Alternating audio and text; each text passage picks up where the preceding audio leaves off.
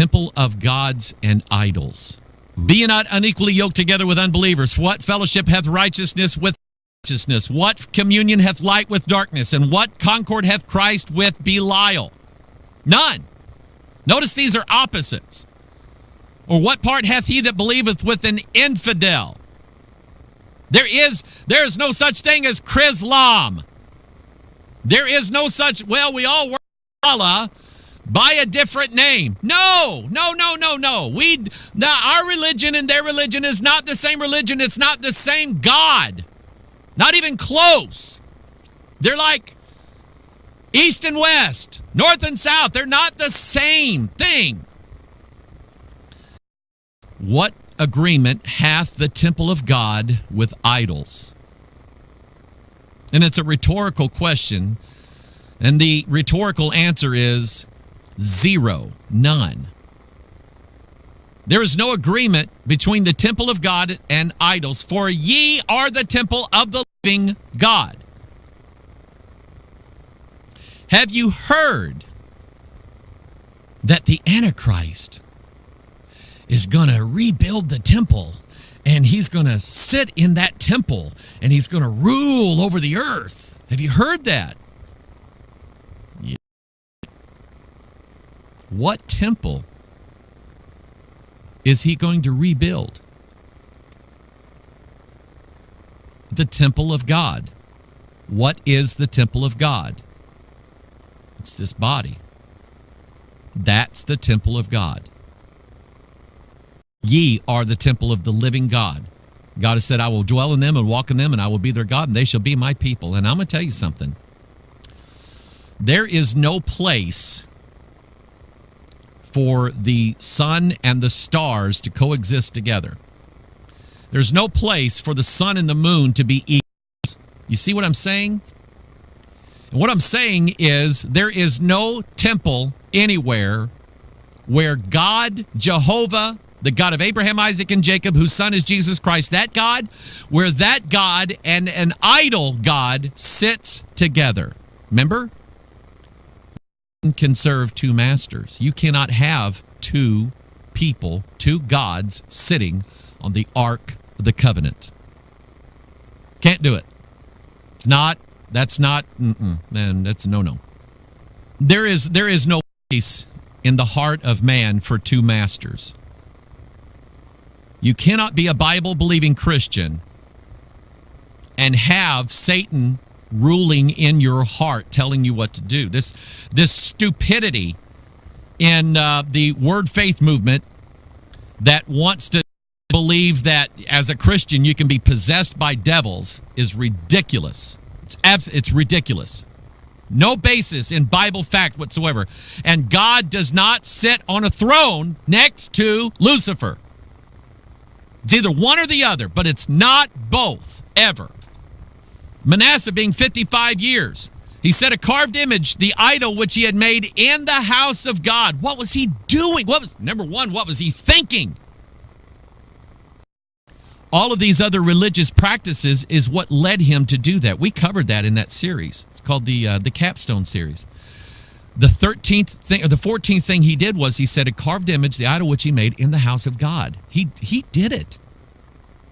All of the other kings before him, they were like, making their children pass through fire, and they were building altars to all these gods, and they were following wizards and all this stuff.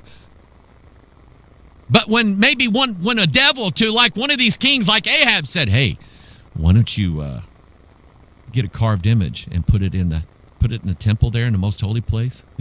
Nobody had done that before. Manasseh is finally the one that said, watch, hey, hold my cup. Watch what I do with this idol. That's what Manasseh just tripped the tripwire, crossed the line. God got him for it too. Watch this. Ezekiel 14, verse 1. Then came certain of the elders of Israel unto me and sat before me. And the word of the Lord came unto me, saying, Son of man, these men have set up their idols in their heart, and put the stumbling of their iniquity before their face. Should I be inquired at all by them? Therefore speak unto them and say unto them, Thus saith the Lord God, every man of the house of Israel that setteth up his idols in his heart, look at that, and putteth the stumbling block of his iniquity before his face, and cometh to the prophet, I the Lord will answer him that cometh to the multitude of his idols, that I may take the house of Israel in their own heart, because they are all estranged from me through their idol. And you know what God's doing? God is showing Israel that the idols that they have to Israel are like Israel going out sleeping with other men. Because God betrothed Israel. He betrothed Israel. He was reckoned as her husband. And yet Israel was going around to all of these other gods, joining with these other gods, right? You know what I'm saying? And God saw that, and he long suffered with it for years. And finally God said, I'm divorcing you. I'm not your husband. Get out, you whore. That's what God did to Israel. Now, he's just like Gomer. He's going to bring her back. Okay? But that's where Israel is right now. Israel is out whoring with her idols. The Sephiroth, the tree of life, that's an idol. But they set idols in their heart. That is the most dangerous place to have them. Because, I'm sure that if you were to just kind of walk through your house, you probably never paid attention to it.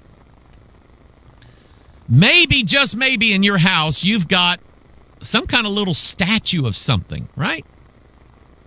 Right? Come on.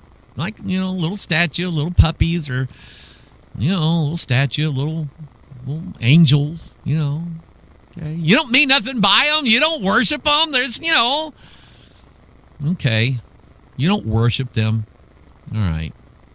See, you could have like a little precious moments thing. The guy makes these precious moments figures. You have one of them, that like on a shelf somewhere. It's up on the mantle. You don't even pay attention to it, right? And you don't think, that's our guardian angel watching over our house. You don't think that, right? Okay? So really, I'm not telling you what to do. Maybe it's not the best thing in the world to have, but that's up to you, okay? But you don't worship it. You don't really pay attention to it. You probably don't even, hadn't really thought of it, right? Here's what I'm getting at. Because I've been in Catholic churches before. There's one in downtown St. Louis called the Old Cathedral, and it's open all the time. And I've been in there just like on school trips and stuff like that, just to show everybody, hey, this is what they do here. God, I didn't lose my salvation. I went in there and I saw the statues of Mary and Jesus, Jesus, Mary, and Joseph. They're all in there, right? And the holy water. And I said it doesn't bother me. But when a guy puts an idol in his heart, that idol rules that guy. That guy never ignores that idol in his heart. He never doesn't pay attention to it. Whatever that idol, whatever that God tells that guy to do, that guy does it. Because it's in his heart. And God said, see these guys of Israel? Now they're coming to you and they're wanting words from me? I don't think so. I don't talk to people and give them the truth who have idols in their heart. The only thing that I allow for them is for them to believe lies. That's it. Now look at how that matches with 2 Thessalonians 2.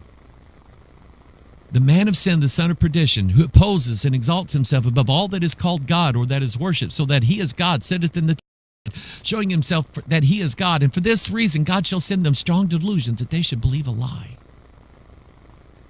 And God says it right here. If they've got idols, if they got the idol shepherd in their heart, they get nothing but delusional lies.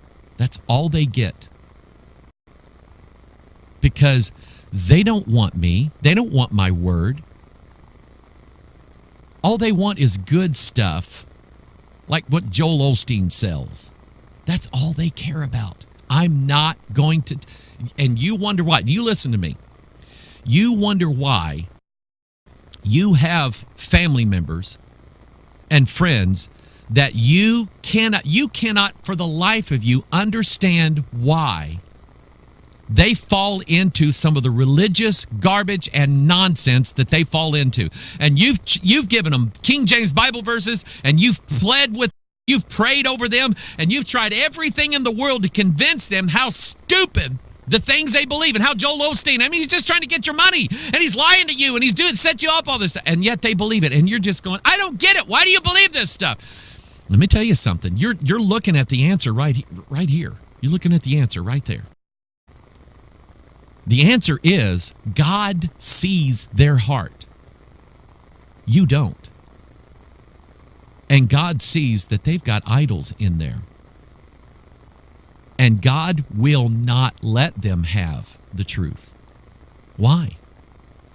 Because they have a different God already in their heart that they worship, and that leaves no place for God's truth in their heart.